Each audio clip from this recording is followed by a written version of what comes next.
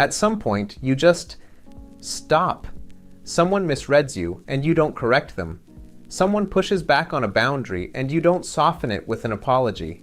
Someone asks why you've been distant and you give them the short version, not the full truth. From the outside, it looks like coldness, maybe pride, maybe you've just stopped caring. But that's not what's actually happening. What's happening is one of the most quiet, complicated shifts a person can go through. And if you recognize it in yourself, this video is going to feel uncomfortably familiar. Most people who over-explain don't realize they're doing it. It doesn't feel like a problem. It feels like being responsible, being fair, being careful with people. You add context so there's no misunderstanding. You add reassurance so they don't take it the wrong way. You explain your tone, your reasons, your intentions before anyone even asks, because you can already feel where this is going, and you want to stop it before it gets there. And if you've been doing that for years, it doesn't feel like fear. It just feels like you. But here's what's actually underneath it. A lot of explaining is anxiety in disguise.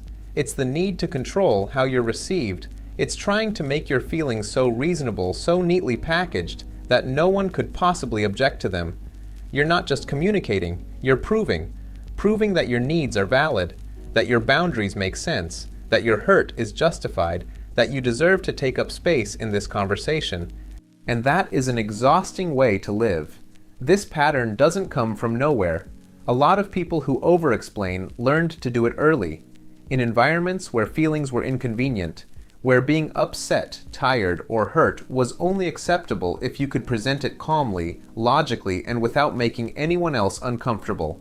So you learned to preempt the objection. You learned to defend your experience before anyone even challenged it, because the challenge was always coming.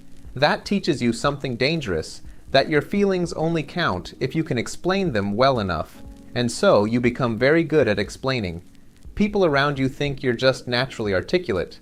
But underneath that articulation is something else entirely, strain. You're not just expressing yourself, you're managing how you land, every single time. But the better you get at it, the more you start to notice something quietly devastating.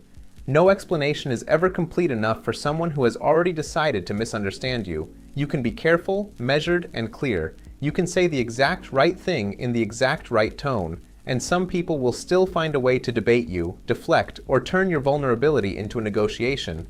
You start to see that explaining hasn't been creating closeness, it's been creating more material for conflict, more openings, more chances for them to pick apart your wording instead of hearing what you actually meant. Sometimes you're not explaining a preference, you're explaining your reality, why a boundary matters, why something small wasn't actually small, why your silence meant something, and doing that, over and over with the wrong people, changes you. At a certain point, something shifts. You stop offering so much, not with a dramatic announcement, not with a long conversation about it. You just quietly decide it's not worth it. This is where most people assume the story ends. They think, okay, so they got tired, they shut down, they became cold.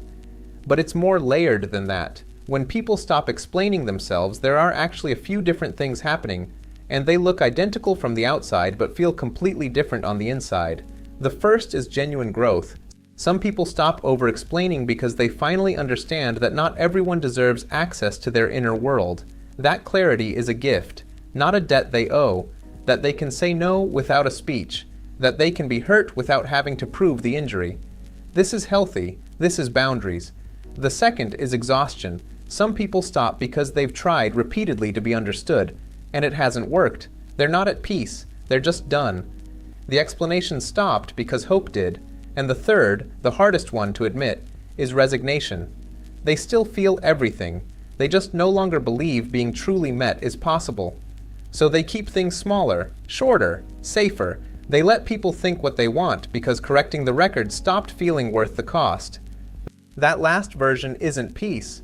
It only looks like peace from a distance. There's a specific kind of fatigue that comes from having your inner world treated like a legal case, where you're not just sharing something, you're presenting evidence, where your experience only counts if you can make it convincing enough, where you have to be calm enough, clear enough, fair enough, just to be heard. And when that happens too many times, with too many people, something changes in how you use language, not because you feel less, because you become less willing to package what you feel into something endlessly digestible for people who were never really trying to understand in the first place. That moment, now when you realize you've been spending years making yourself easier to accept, that's the moment people go quiet. And what looks like emotional shutdown from the outside is often self-preservation on the inside. But here's where it gets complicated, and this part matters. Sometimes the habit of not explaining goes too far, because while it's true that not everyone deserves your full inner world, some people do. Some people are safe. Some people genuinely want to understand and have shown you that consistently over time. If you become so used to protecting yourself that you pull back from everyone, you don't end up with peace. You end up alone in a different way. The over-explainer is trapped in self-defense, constantly performing, constantly justifying, never resting. But the person who never explains to anyone, also trapped. Protected, yes, but unreachable, and quietly lonelier than they want to admit. Real freedom isn't one or the other. Real freedom is knowing the difference. Knowing when you're explaining because the moment genuinely calls for honesty, and knowing when you're explaining because some old, scared part of you is still trying to earn the right to exist in the conversation. One comes from self-respect, the other comes from fear. Recognizing which one is driving you, in any given moment with any given person, that's not a small thing. That's actually the whole work. So if you've gotten quieter over time, if you've stopped explaining, stopped clarifying, stopped softening your words for people who never softened theirs for you, I'm not going to tell you something is wrong with you, something shifted, something got tired, something finally said enough. And that is real. That matters. But it's also worth asking honestly, is this discernment, or is it grief wearing the mask of maturity? Because both are possible. Most people who've been through this are carrying a little of both, the growth and the loss, the healthy boundary and the quiet wound underneath it. They exist in the same person at the same time, and that's not a contradiction. That's just what healing actually looks like. You don't have to choose between being closed and being constantly exposed. You just have to keep learning which people are worth the longer version. Because the goal was never to stop being known. The goal was to stop auditioning for it. If this video put words to something you've been carrying quietly, send it to one person who needs to hear it. Leave a comment telling me which version resonated most, the growth, the exhaustion, or the resignation. And subscribe for more, new videos every week, built around the patterns people carry privately for a long time before they ever say them out loud.